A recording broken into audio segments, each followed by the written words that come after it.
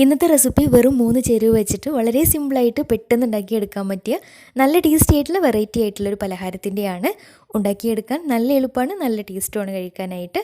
അപ്പോൾ എങ്ങനെയാണ് ഈ ഒരു സ്പെഷ്യൽ പലഹാരം തയ്യാറാക്കുന്നതെന്ന് നോക്കാം. അപ്പോൾ ഈ ഒരു പലഹാരം തയ്യാറാക്കിയെടുക്കാനായിട്ട് ആദ്യം തന്നെ 1/2 കപ്പ് ചൗവരി കുറച്ച് സമയം വെള്ളത്തിലിട്ട് കുതിർത്ത് വെച്ചിട്ടുണ്ടായിരുന്നു. കഴുകി വൃത്തിയാക്കിയതിന് ശേഷം വെള്ളത്തിലിട്ട് കുതിർത്ത് വെച്ചതാണ്. ഇനി ഇതൊരു പാനിലേക്ക് മാറ്റാം. എന്നിട്ട് ഇതിലേക്ക് 2 കപ്പ് വെള്ളം ഒഴിച്ചിട്ട് ഇത് നന്നായിട്ടൊന്ന് വേവിച്ചെടുക്കണം. വെള്ളത്തിലിട്ട് കുതിർത്തത് കാരണം പെട്ടെന്ന് തന്നെ വെന്ത് കിട്ടുകയും ചെയ്യും. ചവ്വരി അവിടെ വെന്ത് വരുമ്പോഴത്തേക്ക് ഇനി അത്യാവശ്യം വലുപ്പത്തിലുള്ള ഒരു നേന്ത്രപ്പഴം, നന്നായിട്ട് പഴുത്തിട്ടുള്ള നേന്ത്രപ്പഴമാണ്, ചെറുതായിട്ട് വട്ടത്തിൽ കട്ട് ചെയ്തിട്ട് ഒരു മിക്സിയുടെ ജാറിലിട്ടിട്ട് ഒന്ന് ക്രഷ് ചെയ്തെടുക്കുന്നുണ്ട്. പിന്നെ ചവ്വരി ഇടയ്ക്ക് ഇളക്കി കൊടുക്കാൻ മറക്കുകയും ചെയ്യരുത്. ഒരുപാട് നല്ല പേസ്റ്റ് രൂപത്തിൽ പഴം അരച്ചെടുക്കുകയും വേണ്ട. ചെറിയ കഷ്ണങ്ങളൊക്കെ ഉള്ള രീതിയിൽ ഒന്ന് ചതച്ചെടുത്താൽ മതിയാവും. ഇനി നിങ്ങൾക്ക് പുഴുങ്ങിയിട്ടും ഇതുപോലെ ചെയ്തെടുക്കാം, അല്ലെങ്കിൽ ചെറിയ പീസാക്കി കട്ട് ചെയ്തിട്ട് നെയ്യിൽ വാട്ടിയിട്ട് ചേർത്ത് കൊടുക്കുകയാണെങ്കിൽ ഒന്നും കൂടി ടേസ്റ്റി ആയിരിക്കും. അപ്പോൾ ചവ്വരി ഏകദേശം റെഡി ആയിട്ട് വന്നിട്ടുണ്ട്. ഈ ഒരു സമയത്ത് ഇതിലേക്ക് മധുരത്തിന് ആവശ്യമായിട്ടുള്ള 3 ടേബിൾ സ്പൂൺ പഞ്ചസാര കൂടെ ചേർത്ത് കൊടുക്കാം. അപ്പോൾ ചവ്വരി ഏകദേശം ട്രാൻസ്പെറൻ്റ് ആയിട്ട് നന്നായിട്ട് വെന്ത് കിട്ടിയാൽ വെള്ളം കുറവുണ്ടെങ്കിൽ കുറച്ച് ചൂടുവെള്ളം ചേർത്ത് കൊടുത്തിട്ട് വേവിച്ചെടുത്താലും മതിയാവും. ഇനി ഇതിലേക്ക് നേരത്തെ ചതച്ച് വെച്ചിട്ടുള്ള പഴം ചേർത്ത് കൊടുക്കാം. പഴം ചേർത്തിട്ട് നന്നായിട്ട് മിക്സാക്കി എടുക്കാം. ഒരു മീഡിയം ഫ്ലെയിമിലിട്ടിട്ട് ചെയ്തെടുത്താൽ മതിയാവും. ഇനി ഒരു പഴവും ഇതിൽ കിടന്നിട്ട് നന്നായിട്ടൊന്ന് വെന്തിട്ട് കിട്ടണം.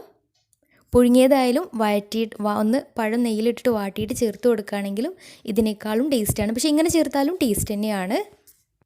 അപ്പോൾ പഴം ആ ഒരു പച്ചച്ചുവൊക്കെ മാറിയിട്ട് നന്നായിട്ടൊന്ന് വെന്ത് കിട്ടണം. അതുവരെ നന്നായിട്ട് മിക്സാക്കിയിട്ട് വേവിച്ചെടുക്കാം.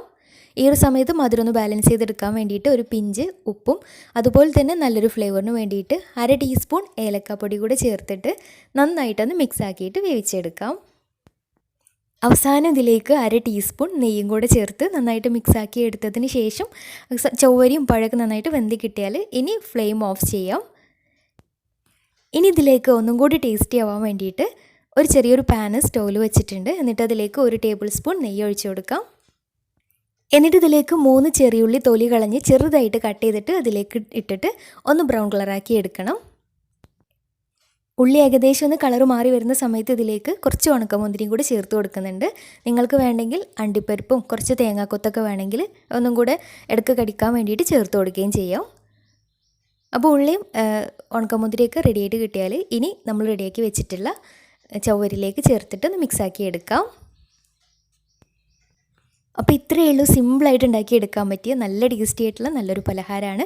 തീർച്ചയായിട്ടും ട്രൈ ചെയ്ത് നോക്കുക. ട്രൈ ചെയ്തിട്ട് ഫീഡ്ബാക്ക്സ് അറിയിക്കാൻ മറക്കരുത്. അപ്പോൾ ഇന്നത്തെ വീഡിയോ ഇഷ്ടമായെന്ന് വിചാരിക്കുന്നു. ഇഷ്ടമെങ്കിൽ ലൈക്ക് ചെയ്യാനും ഷെയർ ചെയ്യാനും കമൻറ്റ് ചെയ്യാനും മറക്കരുത്. അപ്പോൾ നല്ല അടിപൊളി വീഡിയോയുമായി വീണ്ടും വരാം. അതുവരെ take care, bye, thank U.